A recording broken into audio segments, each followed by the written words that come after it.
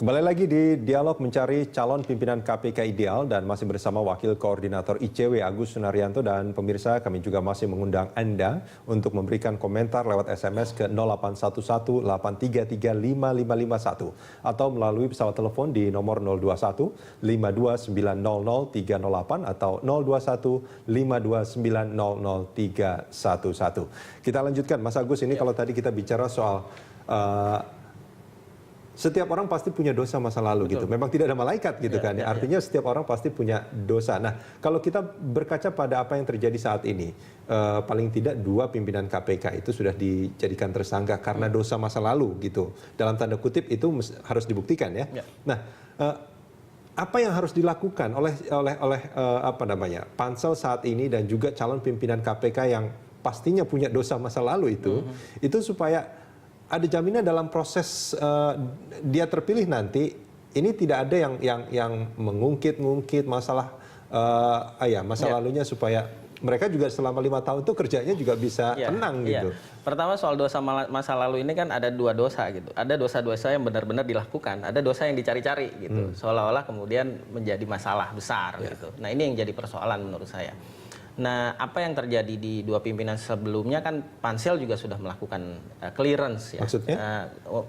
Artinya minta clearance dari kepolisian atau kejaksaan bahwa orang-orang ini punya masalah atau tidak. Dan itu sepertinya setiap tahun dilakukan, setiap periodik dilakukan gitu.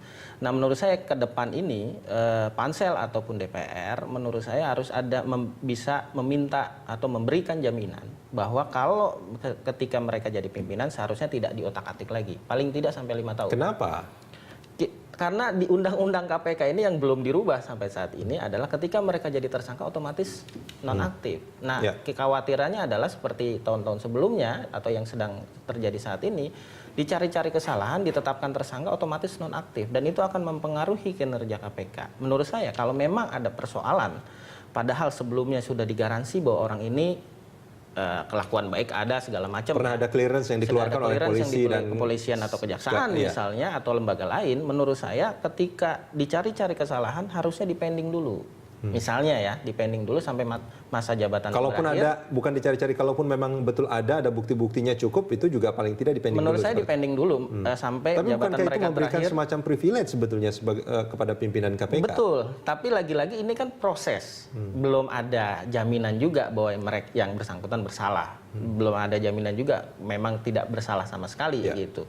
Nah, menurut saya proses ini makanya harus benar-benar ketat, baik di pansel ataupun di kejaksaan. Ini melalui sambungan telepon Mas Agus sudah bergabung bersama kita Ibu Destri Damayanti dari pansel pimpinan KPK. Selamat pagi Bu Destri. Pagi Mas Rudi. Ya, Bu Destri, ini kalau kita bicara soal calon pimpinan KPK ini tugasnya luar biasa berat ini bagi Bu Destri dan kawan-kawan ya. Nah, apakah dalam proses pemilihan ini memang sebaiknya atau bahkan seharusnya harus ada dari kepolisian dan juga kejaksaan di sana, Bu Destri? Maksudnya apa? Kepolisian dan kejaksaan ada di dalam salah satu pimpinan KPK, ya?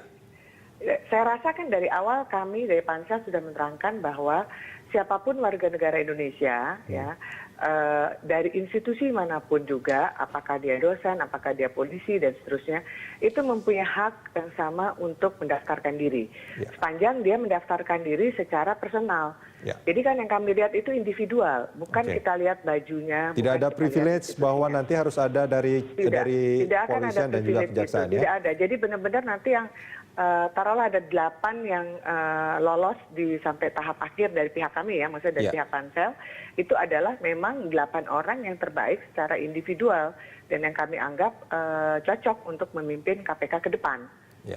Nah, ini kalau kita melihat dari calon pimpinan yang ada sekarang, komposisinya kalau saya tidak salah kebanyakan advokat ya, Bu Yanti ya? Iya, ada advokat, kemudian ada juga dari PNS juga cukup banyak ya, auditor gitu juga ada gitu. Nah, Bu Yanti, Bu Destri, ini kalau kita bicara soal calon pimpinan KPK yang kita harapkan akan lebih baik tentunya dari periode sebelumnya dan juga tidak bermasalah seperti yang terjadi saat ini. Apa upaya pansel untuk menghindari hal-hal seperti itu?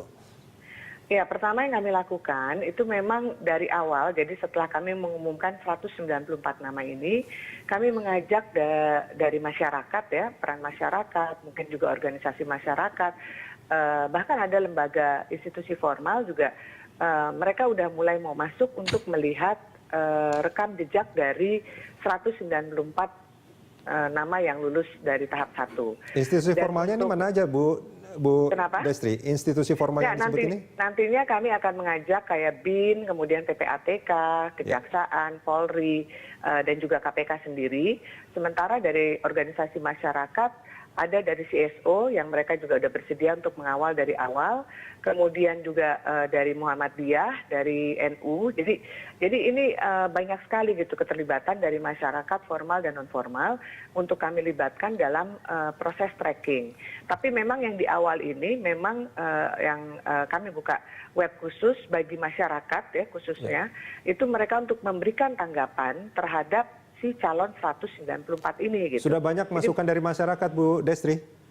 Ada beberapa, tapi kami belum menghitung gitu ya, dan ya karena baru mulai juga kan ya, Mas Agus ya, Mas Rudi. Jadi tentunya juga kita belum lihat terlalu banyak, tapi sudah ada beberapa nama-nama yang mendapat komentar apakah itu positif maupun itu negatif gitu. Karena tanggapan bisa aja dua hal ya, bisa positif bisa negatif gitu. Dan benar tidak benarnya juga harus dibuktikan kan, Bu Destri ya? Nah itu dia, di dalam web yang kami siapkan, itu kami juga sudah memberikan tempat juga bagi mereka yang ingin mengirimkan file sebagai tanda bukti, karena terus terang kita juga nggak hanya kita hanya menerima komentar-komentar yang tanpa disertakan dengan alat bukti gitu kan. Jadi kan ya mungkin aja ada orang yang nggak suka sama dia kemudian bisa bikin cerita gitu. Jadi nah ini juga kita akan menghindari hal-hal semacam itu gitu. Ya, lalu apa yang akan dilakukan oleh Pansel ketika sudah mendapatkan ya masukan dari masyarakat seperti itu? Apakah langsung dianulir kandidatnya atau akan ada proses tertentu yang akan dilakukan? Oh enggak. Jadi gini, kita akan melihat dulu seberapa serius permasalahan ataupun tanggapan miring, tanggapan negatif yang diberikan oleh masyarakat kepada yang bersangkutan gitu kan. Nah kalau misalnya itu serius, itu tentunya nanti akan kami follow up dengan kita mungkin juga coba untuk menelusuri lebih jauh si calon tersebut gitu. Tapi kan kita punya proses ya, tanggal 8 Juli ini kan nanti kita masuk ke tahap kedua. Ya, tahap kedua di mana di situ nanti para pendaftar itu juga akan menghadapi tes lagi. Dan nanti tanggal 14 Juli namanya juga akan makin berkurang kan. Jadi kita akan bisa lebih fokus gitu ke siapa-siapa yang memang nanti akan kita lakukan tracking yang lebih dalam lagi gitu. Oke. Bu Destri, ini kalau tadi Anda mengatakan juga akan melibatkan institusi formal kayak BIN, kepolisian, PPATK, termasuk juga KPK. Seingat saya, Pansel periode sebelumnya juga melakukan hal yang sama. Lalu kemudian artinya sudah mendapatkan clearance dari institusi-institusi formal itu. Tapi kemudian kita lihat fakta yang terjadi saat ini, dua pimpinan KPK paling tidak dijadikan tersangka. Nah ini bagaimana Pansel akan menghindari hal-hal seperti ini supaya tidak terjadi lagi? Ini di awal pada saat kami bekerja, isu mengenai ini sudah menjadi concern dari kami. Makanya pada saat itu yang kami lakukan adalah kami coba berkeliling, ya kami ketemu dengan polisi, ketemu dengan kejaksaan dan seterusnya. Kemudian juga menanyakan mengenai hal ini gitu, karena kami juga nggak menginginkan nanti pada saat kita sudah sampai mendapatkan pimpinan tapi ternyata mereka nggak suka, kemudian mereka melakukan hal-hal yang lama itu diulang kembali. Dan pada saat pertemuan tersebut sebenarnya sih ada satu kesepakatan ya, jadi kesepakatan tapi masih informal bahwa mereka juga nggak setuju sebenarnya dengan hal tersebut. Dan buat mereka kalau misalnya permasalahan itu adalah minor dan juga masa daluarsa dari masalah yang dihadapi itu juga akan menjadi perhatian. Jadi kan ada ketentuan kalau misalnya untuk kejahatan yang dibuat 3 tahun itu akan daluarsa 3 tahun atau 6 tahun kemudian lah ya.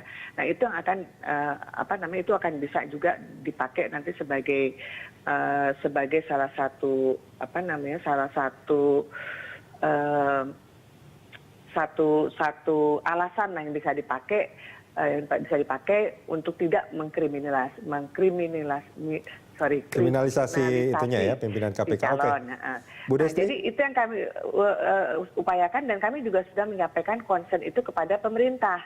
Ya tentunya di sini kan harus ada kerjasama pemerintah, kemudian juga si lembaga penegak hukum lainnya gitu. Karena nggak mungkin itu sebenarnya udah di luar kapasitas Pansel, tapi Pansel berusaha menjembatani saja dari pihak-pihak yang terkait itu gitu. Baik, Bu Destri, kita akan lanjutkan ini di segmen berikut.